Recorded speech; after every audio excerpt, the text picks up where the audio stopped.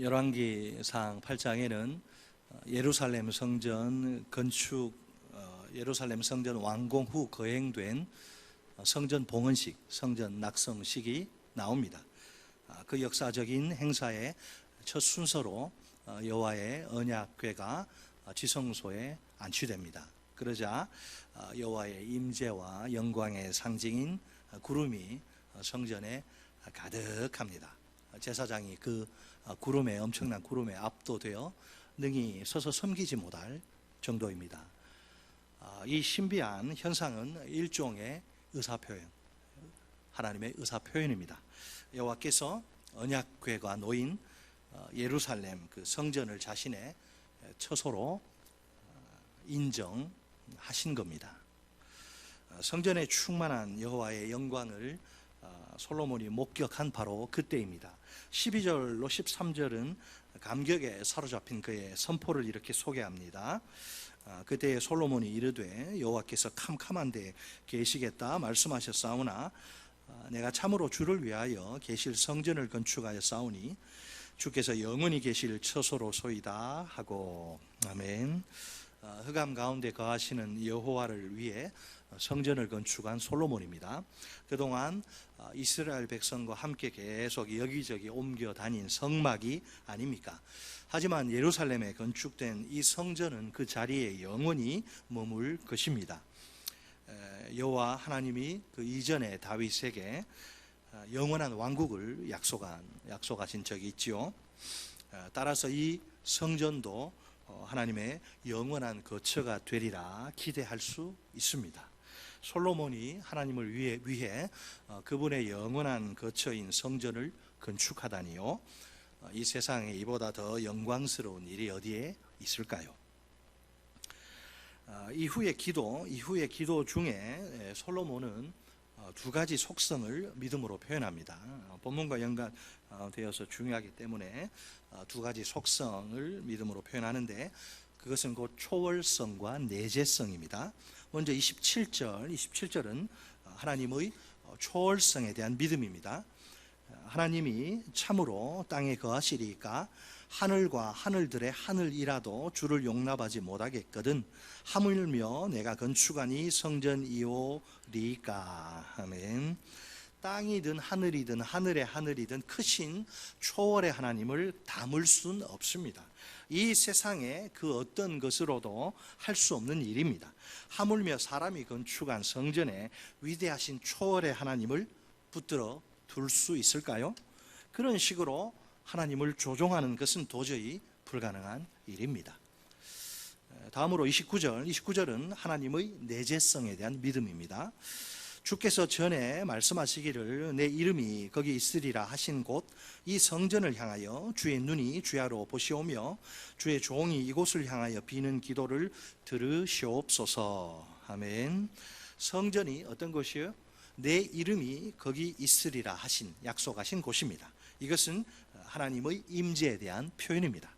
초월의 하나님이 예루살렘 성전을 자신의 영원한 거처로 선택하신 것이지요. 그리하여 그 영원한 거처인 성전의 영광스러운 모습으로 임재하십니다. 그뿐만 아니라 이스라엘과 함께 하시고 그들의 기도를 들어주십니다. 과연 이 하나님의 선택과 그 결과인 임재는 무엇을 의미하는 걸까요?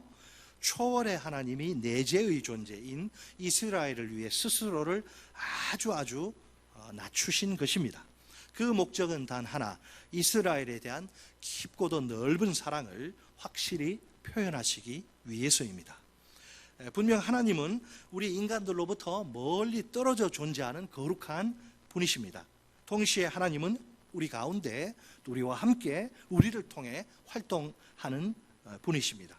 이것은 우리 인간의 이성으로는 도저히 이해할 수 없는 신비입니다. 사실 우리 머리로 다 이해되고 파악되는 존재라면 하나님이 아니죠. 우리가 어떻게 하나님을 다 이해할 수 있습니까? 성경에 나오는 분량만큼만 아는 거예요. 성경이 하나님을 담을 수가 없습니다. 여러분, 그러니까 두 가지 속성이 다 중요합니다. 만약 우리가 하나님의 초월성만 지나치게 강조하면 어떨까요? 하나님은 늘 두려움의 대상이요, 사랑과 또 긍휼과는 거리가 먼 존재라고 느끼게 됩니다. 저 우주 멀리에 고고히 홀로 계셔서 우리의 이 땅의 현실적 아픔과 어려움은 외면하는 분이신 겁니다. 반면에 우리가 하나님의 내재성만 강조하면 또 어떨까요? 하나님의 거룩성을 무시하거나 그분을 경외하는 마음이 줄어들 위험이 있습니다. 하나님 앞에서 교만하게 경솔하게 처신할 가능성이 크겠죠. 하나님 내 친구 이렇게 가까운 분 하다 보면 경거망동할 가능성이 있습니다. 자, 그러므로 하나님의 초월성과 내재성을 함께 믿는 것이 건강한 신앙입니다. 자고로 교회는 하나님의 임재로 그분의 영광이 충만해야 합니다. 이것이야말로 교회를 교회되게, 교회를 교회답게 하는 가장 본질적인 핵심적인 요소입니다. 아무리 외형이나 규모가 거대하고 화려해도 많은 사람들이 모여도 하나님이 임재하지 않으시면 어떨까요? 교회는 교회인데 하나님의 임재가 없는 교회라니요, 어처구니가 없죠. 솔직히 교회라고 부르기가 부끄럽겠지요. 하나님의 영광과는 아무 상관이 없는 빈 껍데기 건물에 불과할 따름이니까요. 한편 본문 14절에 따르면 이제 솔로몬이 얼굴을 돌이켜 이스라엘 온 회중을 바라봅니다. 그들을 위해 축복합니다. 뒤에 이어서 이제 성전에 관한 자신의 믿음을 고백합니다. 이 고백은 우리에게 교회와 하나님 나라에 대한 교훈을 선사합니다. 첫째, 뭐라고 고백합니까? 성전은 주께서 세우신 건물입니다. 따라서 하십니다. 성전은 주께서 세우신 건물. 겉으로 볼 땐 솔로몬이 총괄해서 성전을 건축한 것 같습니다. 13절 상반절에서도 솔로몬이 그렇게 주장을 합니다. 내가 참으로 주를 위하여 계실 성전을 건축하였사오니. 아멘. 자, 그러나 솔로몬은 완공된 성전을 자신의 치적이나 업적으로 간주하지 않습니다. 자기 이름 새기고 막 그런 거 안 해요. 기념비 세우고. 다만 자기가 성전을 건축했다는 그 객관적 사실만 짤막하게 살짝 언급하고 지나갈 따름입니다. 솔직히 그가 이 성전 완공에 대해서 하고 싶은 말, 성전 건축에 대해서 하고 싶은 말은 따로 있습니다. 15절 하반절 말씀. 여호와께서 그의 입으로 내 아버지 다윗에게 말씀하신 것을 이제 그의 손으로 이루셨도다. 이루시기를. 아멘. 자, 성전 건축은 예전에 여호와께서 솔로몬의 아버지 다윗에게 약속하신 일입니다. 그리고 여호와께서 때가 되매 친히 그분의 손으로 이루신 일입니다. 20절 말씀도 있네요. 20절. 이제 여호와께서 말씀하신 대로 이루시도다. 내가 여호와께서 말씀하신 대로 내 아버지 다윗을 이어서 일어나 이스라엘의 왕위에 앉고 이스라엘의 하나님 여호와의 이름을 위하여 성전을 건축하고. 아멘. 성전 건축은 여호와께서 말씀하신 대로 약속하신 대로 이루신 일입니다. 다윗의 뒤를 이어 왕이 된 솔로몬이 성전을 건축하지요. 그 모든 것이 여호와께서 말씀하신 대로, 여호와께서 약속하신 대로 된 일입니다. 그렇다면 우리 하나님은 얼마나 신실한 분이신가요? 한번 약속하신 것은 반드시 이행하고야 마십니다. 우리와는 차원이 다른 분이시라서 그렇습니다. 우리는 어때요? 약속해 놓고도, 철석같이 약속해 놓고도 지키지 못하는 경우가 비일비재합니다. 우린 나쁜 사람이라서 그런가요? 아니죠.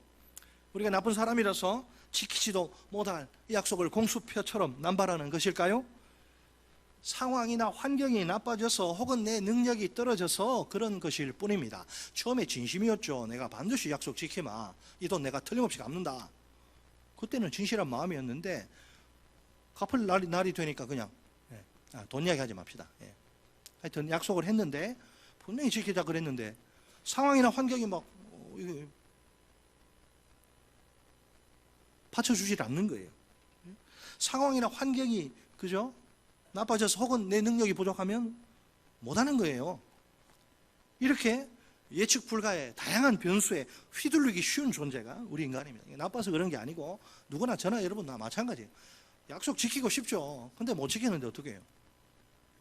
자, 하지만 하나님은 상황이나 환경 같은 외적 조건에 아무런 영향도 받지 않으십니다. 우리처럼 능력이 막 떨어져 가지고 약속을 못 지키시는 그런 안타까운 경우는 아예 없어요. 걱정하지 마세요.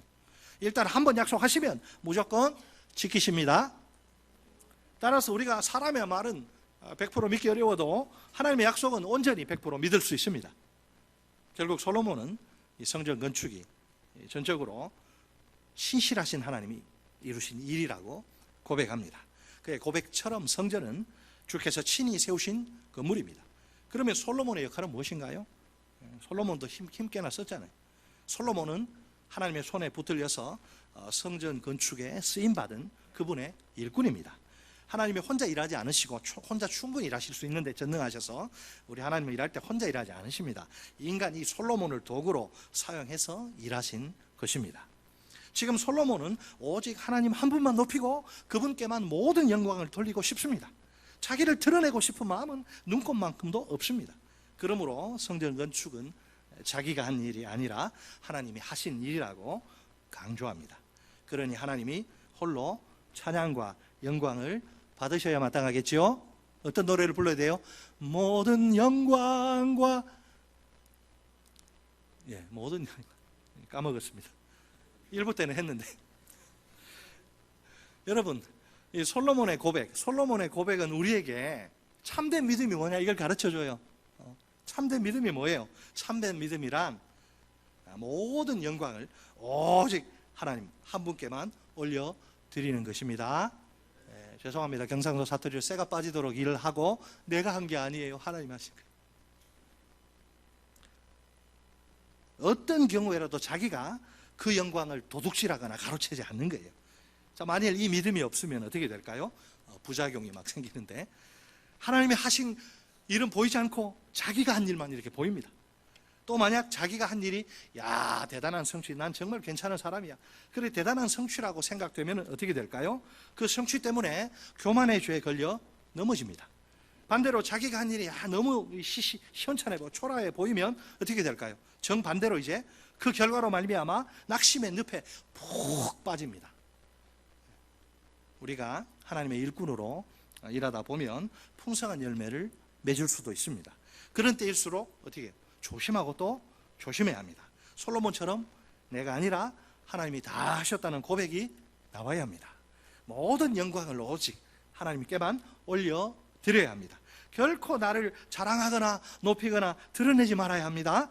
이 일의 열매나 결과를 통해 돋보여야 할 대상은 내가 아니라 하나님이십니다. 주인공은 내가 아니라 하나님이십니다. 감사하게도 신약 성경에는 우리가 참된 일꾼의 그 모델로 삼을 만한 유명한 인물이 등장합니다. 여러분 아시죠? 세례 요한. 원래 세례자 요한이 정확한데 성경이 세례 요한이라 번역해서 세례자 요한인데, 세례 요한, 마가복음 1장 4절로 5절이 소개하는 그의 사역은 정말 굉장히 쇼킹합니다. 자, 한번 들어보세요. 세례 요한이 광야에 이르러 죄사함을 받게 하는 회개의 세례를 전파하니 온 유대 지방과 예루살렘 사람이 다 나아가 자기 죄를 자복하고 요단강에서 그에게 세례를 받더라. 아멘. 이 얼마나 충격적인 광경이란 말입니까? 가히 폭발적인 반응이 아닐 수 없습니다. 오늘날로 말하면 특종감으로 다루기에 딱 좋습니다. 모든 언론사에서 앞다투어 보도할 만한 그런 대단한 사건이죠. 지금까지 어디서 듣지도 보지도 못한 엄청난 사건이 틀림없습니다. 여호와의 하나님의 계시가 끊어지고 400년 동안 영적 공백기에 얼마나 고통을 받았는 400년 동안 계시가 없어요. 그 침묵을 깨고 나온 세례 요한이 설교를 하니까 이런 어마어마한 일이 벌어지는 거예요. 모든 사람들의 관심이 마치 그냥 혜성처럼 느닷없이 딱 등장한 세례 요한에게 확 쏠리죠. 그들의 머릿속에 딱 떠오른 인물이 한 사람 있습니다. 누굴까요? 혹시 이분이 우리가 그토록 애타게 아기다리 고기다리 아기다리 고고 애타게 고대하던 메시아가 아닐까? 마음에서 끌어오르는 흥분을 주체하기가 힘듭니다. 직접 세례 요한을 찾아가 물어보는 수밖에 없습니다. 사람들과 세례 요한 사이에 이런 질문과 답변이 오고 갑니다. 내가 누구냐? 나는 그리스도가 아니라. 그러면 누구냐? 엘리야냐? 나는 아니라. 내가 그 선지자냐? 아니라. 세례 요한의 대답은 애매모호하지 않습니다. 사람들에게 흘리는 수가 있거든요. 사람들 정확하게 이야기 안 하고 이렇게 애매모하잖아요. 자기에게 쏟아지는 많은 관심을 은근히 자기는 아닌데 은근히 즐기고 싶은 마음은 초도 없으면 사람들 아리까리하게 만들고 막 아니잖아요. 아니면 아니라 그랬는데 좀 그걸 즐기고 싶어. 쏟아지는 스포트라이트를 막. 그가 대답 잘못하던 바람에 사람들이 이렇게 헷갈리면 이게 안 되지 않습니까? 그래서 처음부터 아예 오해하지 않도록 싹을 잘라버리는 것, 명확한 대답을 줄 필요가 있습니다. 그의 대답은 갈수록 단호하고 강력합니다. 처음에는 뭐예요? 나는 그리스도가 아니라, 문장이 길죠. 그 다음에는 나는 아니라 줄었어요. 마지막에는 아니라! 왜 나를 자꾸 아닌데 그렇게 오해하느냐? 세례 요한의 유일한 관심이 뭡니까? 하나님이 자기 돋보이는 거 아니에요? 하나님이 맡기신 사명을 온전히 감당하는 것입니다. 메시아 예수 그리스도의 길을, 주의 길을 예비하는 사명 말입니다. 자기가 사람들의 관심과 주목을 스포트라이트 받으면 안 돼요. 원래 그러면 예수님이 가려져서 보이지 않게 돼요. 사람이 여러분 높아지고 교회가 너무 높아지면 예수가 안 보여. 오직 예수님 한 분만이 사람들의 모든 관심과 주목의 대상이 되어야 합니다. 그러니까 예수님이 최대한 드러나도록 만들어야 합니다.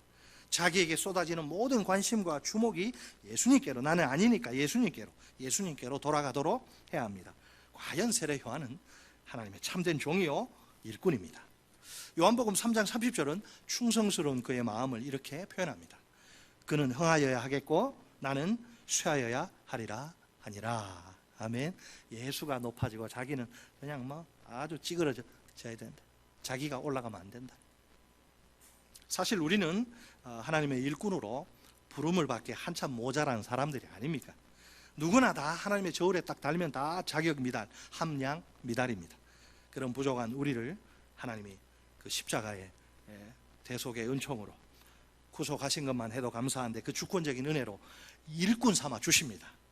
더욱이 하늘의 지혜와 능력을 주셔서 우리가 주님의 일을 감당하게 하십니다.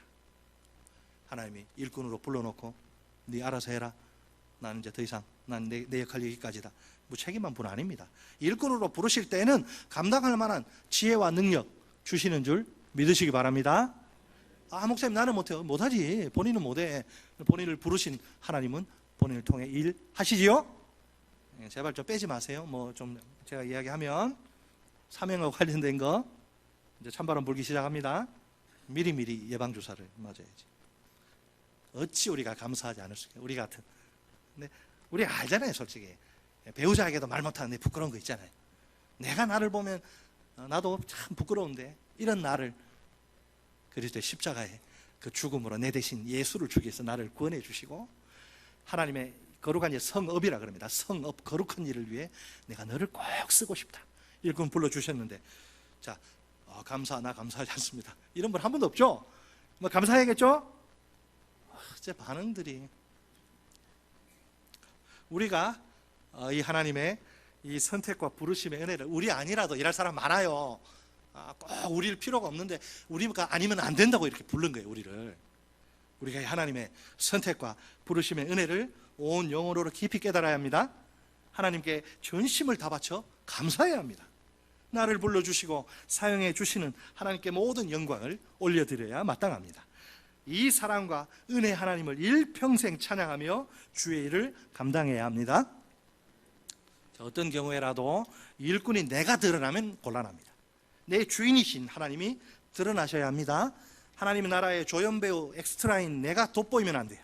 그 나라의 주인공이신 하나님 한 분만 돋보이셔야 합니다. 자, 이제 솔로몬의 그 믿음의 고백이 성전에 관한 그 솔로몬의 믿음의 고백이 우리에게 가르치는 두 번째 교훈인데요. 둘째로 성전은 주께서 일꾼들의 합력을 통해 세우신 건물입니다. 따라서 하십니다. 성전은 주께서 일꾼들의 합력을 통해 세우신 건물. 합력이나 협력이나 동역이죠. 동역. 자, 성전 건축에 투입된 일꾼들을 한번 보세요. 엄청 많습니다. 대표적인 일꾼 세 사람 말하자면 누구 말할 수 있을까요? 다윗, 그 다음에 누구? 그 아들 솔로몬, 그리고 솔로몬 도와준 두로왕 히람. 이게 아주 핵심적인 역할이죠. 그런데 다윗이 한 일과 솔로몬이 한 일과 히람이 한 일이 서로 달라요. 자, 다윗은 뭐합니까? 건축을 준비하는 사명을 다하지요. 솔로몬은 총 책임자로서 시공자로서의 책임을 다합니다. 히람은 건축 자재인 레바논의 그 귀한 백향목을 제공하는 벌목, 그 다음에 운반 하역, 그래서 제공하는 일을 담당을 하죠. 자, 그렇다면 누가 더 중요하고 또 누가 덜 중요할까요? 준비 작업에 최선을 그냥 땀 삐질삐질 흘리고 준비 작업에 허리가 부러지도록 최선을 다한 다윗이 더 중요할까요? 아니면 직접 그 성전 건축을 총지휘에 완성한 솔로몬이 더 중요할까? 이 개인 주택 몇 채 짓는 게 아니죠. 성전 짓는 거 보통 일 아니에요. 얼마나 고생했겠어요, 솔로몬이. 그것도 아니면 건축 자재를 공수한 히람이 더 중요할까요? 자, 정답을 말하자면 셋 다 중요합니다. 그죠? 성전이 완공되는 과정 가운데 셋이 전부 다 꼭 필요하기 때문입니다. 다윗이 없는 성전 완공 생각할 수 없습니다. 솔로몬이 없는 성전 완공도 생각할 수 없는 건 마찬가지입니다. 히람이 없는 성전 완공 역시 똑같습니다. 세 사람 중에 한 명이라도 빠지면 이게 안 되는 거예요. 과연 교회와 하나님 나라는 어떨까요? 더 중요한 사명과 덜 중요한 사명이 있을까요? 더 나은 사명과 더 못한 그런 사명이 있을까요? 우열이 있을까요? 그런 식으로 사역을 우리가 평가할 수 없습니다. 그러니까 그런 식의 구분은 의미가 없어요. 통하지 않습니다. 교회와 하나님 나라에서는 더 중요한 사명도 덜 중요한 사명도 없습니다. 더 나은 사명도 더 못한 사명도 없습니다. 왜? 모든 사명이 하나님께 전부 다 꼭 필요하기 때문입니다. 단지 사명에 대한 우리 일꾼의 충성 여부가 중요할 때 하나님이 일을 맡기시고 충성을 보신다니까요. 다른 거 보지 않습니다. 너 왜 이렇게 못생겼냐? 왜 이렇게 키가 작으냐? 키가 크냐? 너 돈이 그거밖에 없냐? 뭐 그런 거 아니에요. 일 맡기고 그 충성하느냐 그것만 보십니다. 따라서 각각의 사명, 우리 얼마나 사명이 많습니까? 이 비교의 대상이 아니에요. 우월감을 가지거나 열등감을 가지면 안 됩니다. 우리가 사명을 비교하지 말고 각자 자기 사명이 무엇인지 깨달아야 합니다. 다만 자기 사명에 죽도록 우리 주님이 우리 위해 죽었잖아요. 죽도록 설렁설렁 하면 안 돼요. 충성은 설렁설렁 하면 안 돼요. 다만 자기 사명에 입에 단내 나도록 뭐 코피도 나고 막 때로 그렇게 자기 사명에 충성하면 됩니다. 다른 사람 좀 다른 사람에 대해서 이러쿵저러쿵 말할 이유 필요 있어요 없어요? 없습니다. 다른 사람의 뭐 좋은 이야기 합니까? 나쁜 이야기 모이면 그냥 두세 사람이 모이면 그게 성전이야. 교회라 그랬는데 두세 사람이 모여서 쓸데없이 남의 약점 허물 듣고 여러분 잘 다니다가 두세 사람 모이는데 한번 보시고 남의 흉 보면 우리 교육자들한테 신고하십시오. 5호 담당제 우리 북한 옛날에 괜히 다른 사람 신경 쓰지 말고 자기만 잘하면 돼요. 제가 늘 이야기합니다. 이게 아무것도 아닌 말이지만 굉장히 뼈 있는 말이에요. 이게 자기만 잘하면 돼요. 왜 남 이래라 저래라. 사실을 말하자면 이게 끝이 아닙니다. 우리가 여기서 각자가 잘해요. 자, 한 걸음 더 나아가야 하는데 오늘 우리 하나님의 일꾼들에게 절실히 필요한 것이 하나 있습니다. 그것은 바로 파트너십, 동역자 의식입니다. 우리가 이 하나님 나라의 완성을 위해 함께 부름을 받은 동역자란 이 사실을 꼭 기억해야 합니다. 바울은 누구보다도 더 이 진리를 아주 뼛속 깊이 깨달은 하나님의 종입니다. 증거를 우리 한번 함께 보겠습니다. 책갈피에 놓으시고 신약성경 저 뒤로 한참 가셔서 고린도전서 3장 266쪽 신약성경 266쪽 고린도전서 3장 6절로 9절 10절 9절까지 보겠습니다. 6절로 9절 266 고린도 3장 6절로 9절 시작. 나는 심었고 아볼로는 물을 주었으되 오직 하나님께서 자라나게 하셨나니 그런즉 심는 이나 물 주는 이는 아무것도 아니로되 오직 자라게 하시는 이는 하나님뿐이니라. 심는 이와 물 주는 이는 한 가지나 각각 자기가 일한 대로 자기의 상을 받으리라. 우리는 하나님의 동역자들이요 너희는 하나님의 밭이요 하나님의 집이니라. 아멘. 하나님 나라에는 누가 필요하다고요? 바울도 필요하고 아볼로도 필요합니다. 그들 두 사람에게 하나님이 맡기신 사명이 달라요. 바울에게는 심는 사명, 개척의 사명을 맡기시고 아볼로에게는 양육, 물 주는 사명을 허락하십니다. 바울은 아볼로 부러워할 이유가 없어요. 바울은 하나님의 부르심에 따라 자기 사명대로 열심히 심어야 합니다. 개척하는 거죠.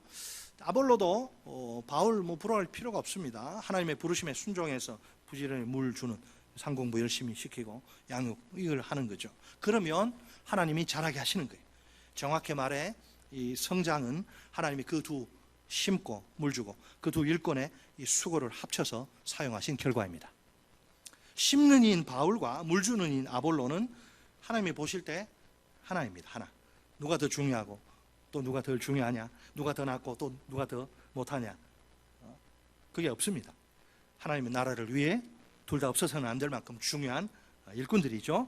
그들은 장차 각각 수고한 만큼 자기의 삭슬, 몫을 천국에서 상급으로 받을 것입니다. 사명 맡았으면 이제 상급 생각해야죠. 내가 충성한 만큼 받으니까.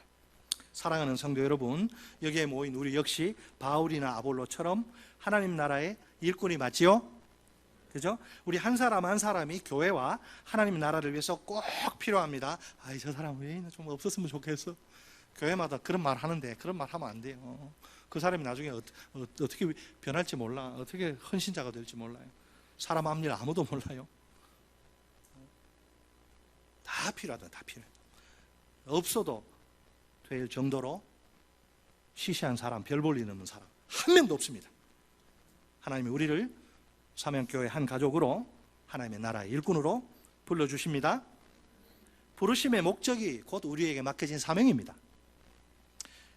우리가 한마음 한뜻 되어 신약교회의 본질을 회복하는 건강한 가정교회로 세워가라는 겁니다.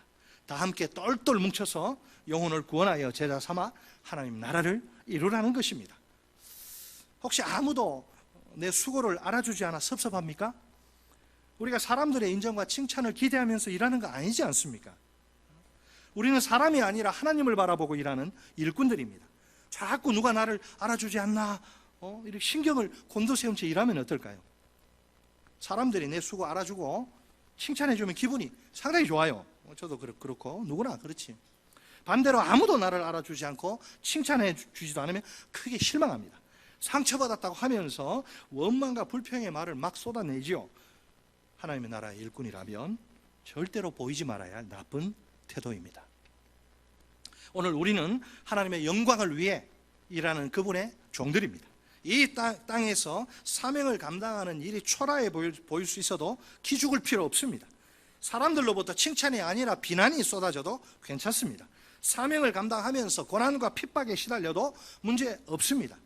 하나님이 우리의 그 모든 수고와 헌신을 낱낱이 다 기억하십니다. 하나님 나라가 완성되는 그날 하나님이 하늘 상급으로 갚아 주실 것입니다.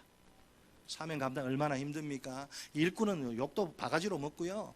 그런 거 다 그 멘탈이 강해야 돼요. 그런 거 다 신경 쓰면 아니라고 찾아가서 하소연 필요 없이 그 하나님이 다 아는데 뭐가 두렵습니까?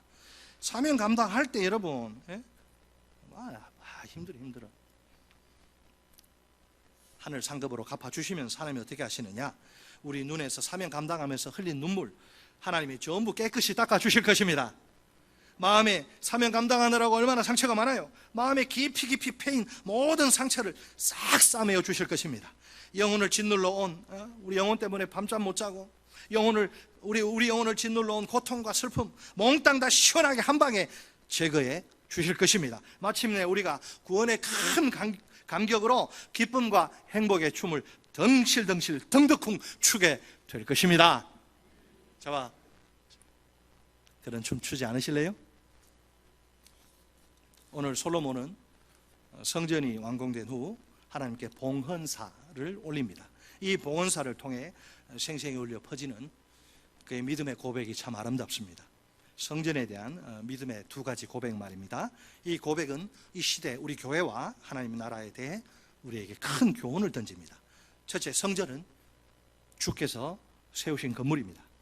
주님의 몸된 교회와 하나님의 나라는 주께서 세우십니다. 오늘도 하나님의 일은 하나님 자신이 이루십니다. 다만 우리는 하나님의 손에 붙들려 주의 일에 쓰임받는 그분의 일꾼입니다. 주님의 일은 내가 한 게 아니라 하나님이 하신 거예요. 모든 영광은 오직 하나님 한 분께만 올려드립시다. 주인공은 일꾼인 내가 아니라 일의 주인 곧 하나님이십니다. 부족한 나를 불러주시고 사용해 주시는 그 하나님만 한평생 높여 드립시다. 감사와 찬양 속에서 주의 일을 감당합시다. 나를 높이고 드러내며 자랑하는 것은 절대 금물입니다. 내가 아니라 하나님이 돋보이셔야 합니다. 둘째, 성전은 주께서 일꾼들의 합력을 통해 세우신 건물입니다. 주님의 이 몸된 교회와 하나님의 나라는 주께서 우리의 합력을 통해 세우십니다. 모든 사명과 모든 일꾼이 전부 다 하나님께 중요합니다. 각자 자기의 사명을 깨닫고 죽도록 충성하기만 하면 됩니다. 한마음 한뜻으로 신약교회 본질을 회복하는 건강한 가정교회를 세워나갑시다. 온전한 연합으로 One mind, one spirit, one body, one voice, 온전한 연합으로 영혼을 구원하여 제자 삼아 하나님의 나라를 이루어 갑시다. 주님을 위한 우리의 모든 수고와 헌신, 사람이 알아주지 않아도 괜찮아요. 주님을 위한 우리의 모든 수고와 헌신을 하나님이 다 기억하실 것입니다. 장차 완성될 하나님의 나라 찬란한 그 왕국에서 하늘의 상급으로 반드시 갚아 주실 것입니다. 마지막 날 하나님 앞에 우리가 다 한 사람 한 사람 하나님 앞에 다 쓰게 될 텐데, 우리 인생을 계산하고 결산할 날이 오는데, 내가 너에게 준 시간, 건강, 물질 어떻게 썼느냐 다 결산할 날이 오는데, 마지막 날 우리가 하나님 앞에 설 때 우리 다 함께 벅찬 감격으로 이렇게 우리 인생을 요약해서 이렇게 고백합시다. 모든 영광 오직 우리 하나님께 주가 이루셨다. 따라서 하십니다. 모든 영광 오직 우리 하나님께 주가 이루셨다. 아멘. 괜히 썩어질 사람의 인정, 칭찬 그거 보고 일하지 마세요. 실망과 절망밖에 없어요. 언제 어떻게 변할지 모르는 게 사람인데, 하늘의 상급 바라보고 함께 죽도록 충성합시다.